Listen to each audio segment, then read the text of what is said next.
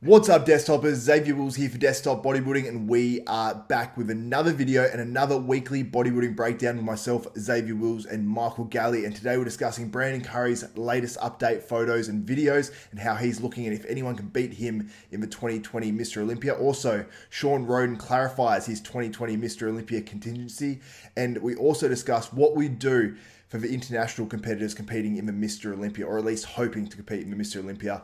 All that and more come up in this video, guys. And if you guys like this content, please give it a thumbs up and smash that like button. Also subscribe and hit that notification bell button. That way you'll be notified of every video that goes up for myself, Xavier Wills, at Desktop Bodybuilding, and you won't miss out on another weekly bodybuilding breakdown. Anyway, guys, on with the video.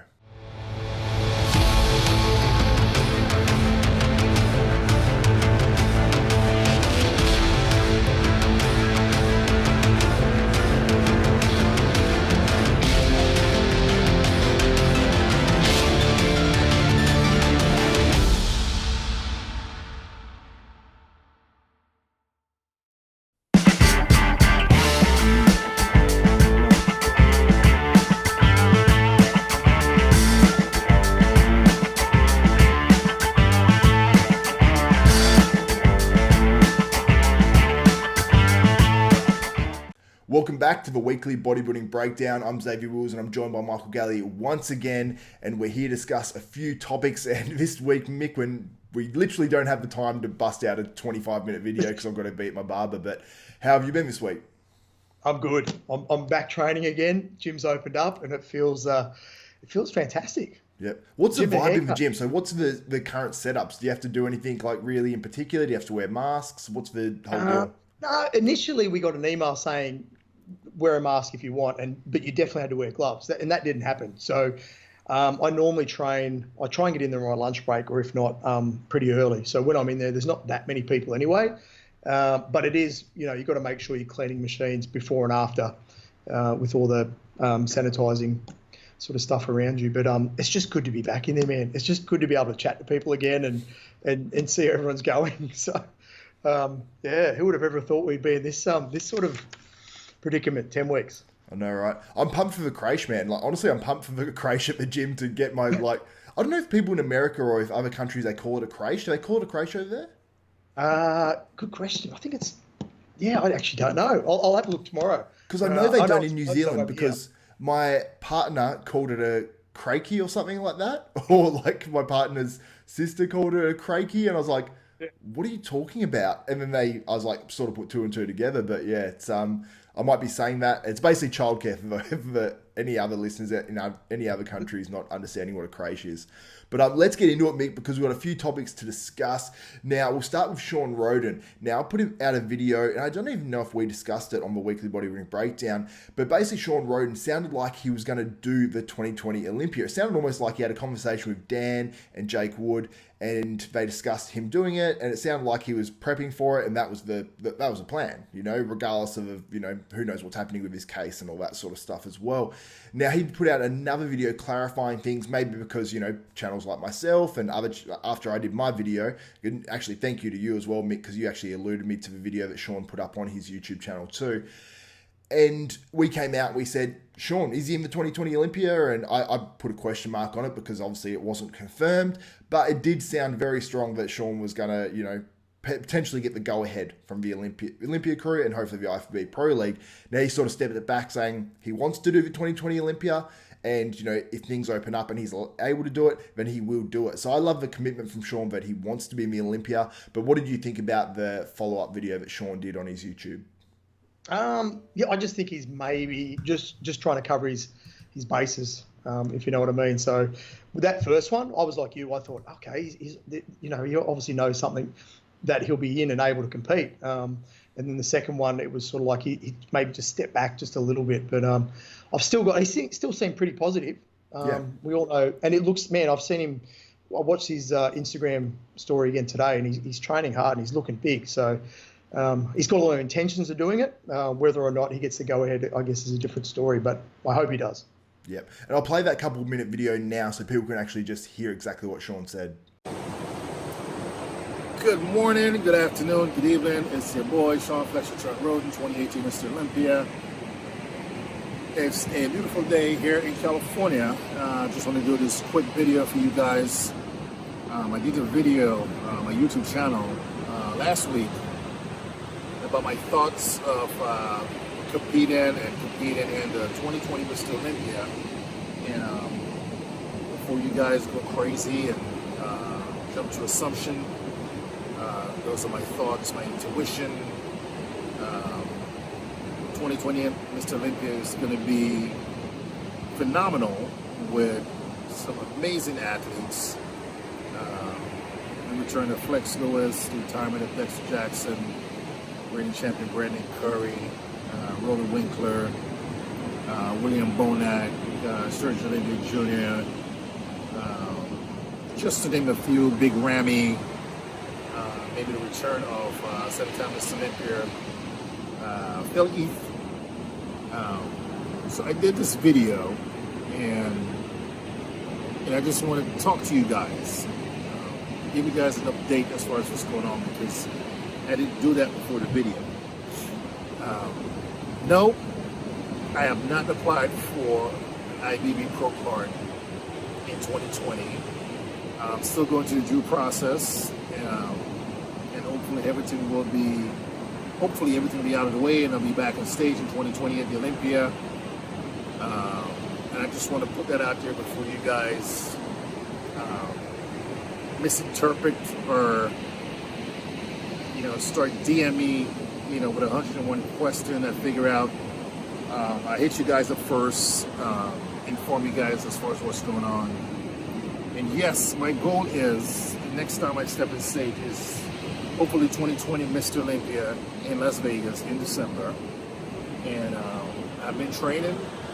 I've been in contact with, on a daily basis, with the one and only Chris Aceto. And yes, I've been in contact with Don Solomon also since last year. And the plan and the goal is to be on stage in 2020 at Mr Olympia. In the meantime, I'm going to enjoy the rest of this amazing weather, and looking forward to keeping you guys updated as things progress.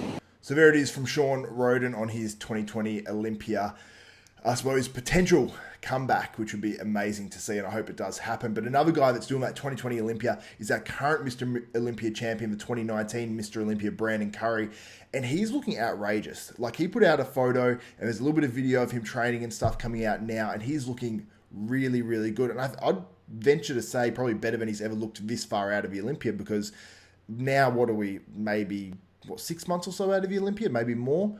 I'm not even sure. I haven't even added up in my head quite yet. But what month are we in now? We're in May? End of May, 6.5 months. Yeah, 6.5 months. Beautiful. So, yeah, we've still got a fair while to the Olympia, and he's looking so good right now. I'm obviously hoping he doesn't burn out or anything, but what do you think about the recent updates from Brandon Curry?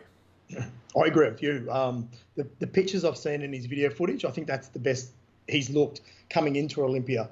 Especially the last few years, which is dangerous. And he lives in Tennessee, and I know he's training at the gym Carbon Culture out there, which is a great gym. That's his gym, I believe, or he's a part owner. So I think he's a part owner. Maybe I think the other one's.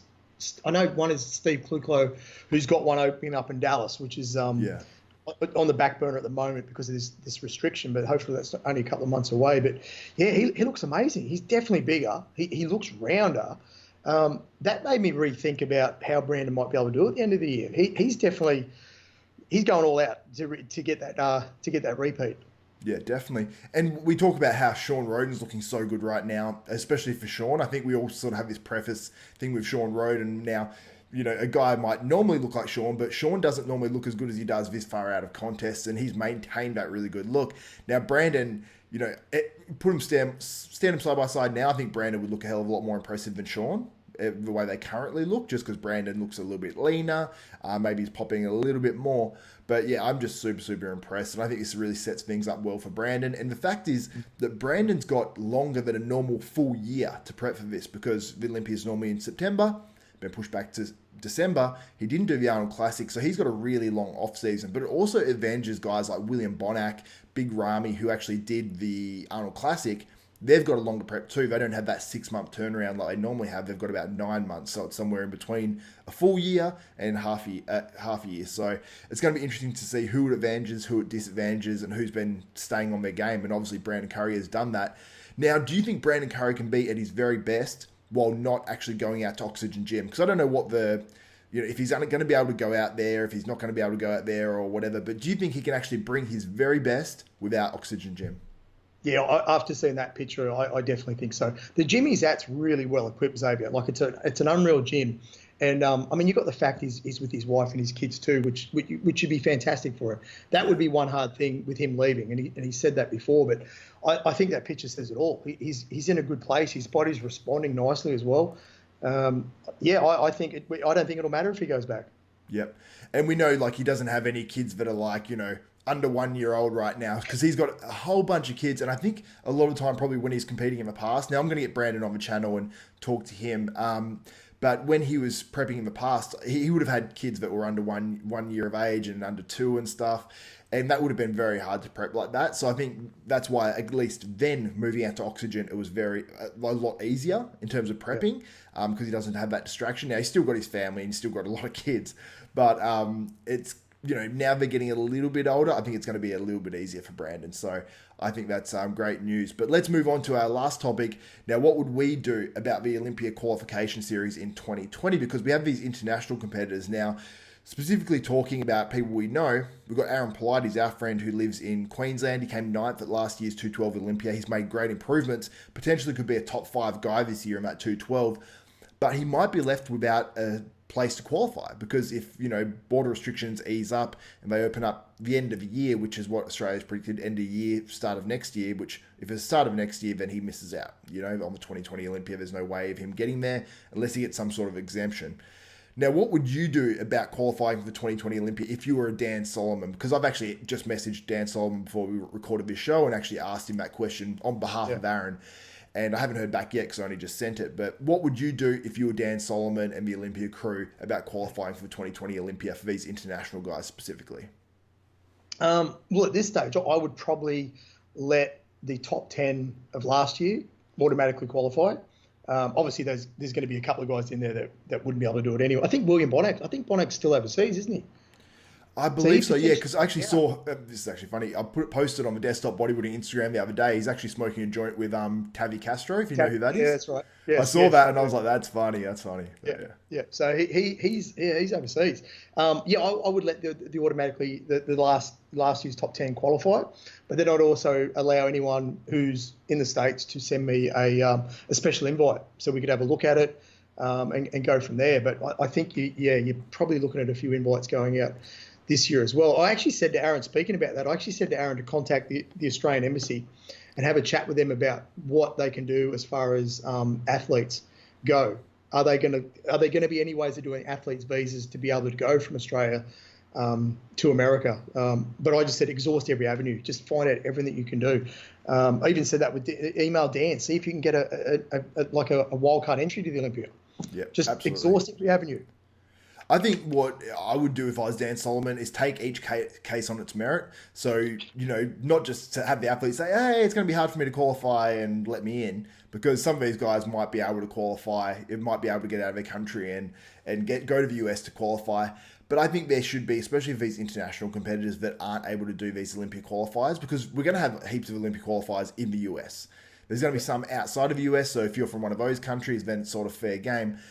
But for guys that literally have no shows that they can actually compete in prior to the Olympia, as Aaron was planning on doing the New York Pro and a few other shows as well, and I have no doubt he would have qualified. So for someone like him, I would, if I was Dan Solomon, I'd be taking applications for special invites, but it's not something I think we need to worry about in the next month, but maybe after that, like in a month or two, we really have to start sorting that out. Because, if I was one of these guys, I'd be like, okay, am I focusing on this year or next? You really want to know where you stand with all that sort of stuff. So that's what I'd personally do. But I want to get people's opinions in the comments below. What would you do if you were the Olympia crew? Would you invite the top 10 from last year in each division? Or what would you actually do? And would you take special invites or wild cards or whatever? Because I think it's going to be interesting to see what happens. And I think we want, I suppose, the fairest outcome for the competitors and to actually get the best lineup on stage as well. Yeah. Well, I said to you before too, like I think it's July the 1st. So Thailand are going to have their international restrictions gone, which is great. That's good news. That's encouraging. So let's hope that other countries follow suit. And I said to Aaron, I said, mate, even apart from that, have a look at those end of year shows that they're still doing. The Tampa, the New York Pro is still on. If he gets a chance to come out and do it, just take it. Get out here, try and qualify, and then back up for the Olympia. So let's hope it happens. Yeah, absolutely. And with this episode, I want people to let us know what you think of Shawn Rhoden. Will he be in the 2020 Olympia? Also, what do you think of Brandon Curry's latest update photos? Because honestly, like, Mick, how blown away were you by them? Because, like, honestly, they literally just blew me away. Like, I think he's looking better than anyone on the planet right now. Yeah, I was actually pretty. When I looked at it, I went, wow. Okay, I'm going to change. I think I might change my predictions again now for the end of the year. But he was just like, his delts and arms are so round, man. I don't know if you've ever been next to him, but I helped out Charles Lothian, not when he won the Olympia, it was the year before, when he shot him in Las Vegas, and we did some really cool shoots in a car park in old Las Vegas, and then out in the canyons, in the sort of out the back. And I just remember looking at him and going, oh man, he was just so round and full. And now he looks twice as big as that. So it's exciting. So he's taking it serious. He's obviously taking it serious. He's Mr Olympia title.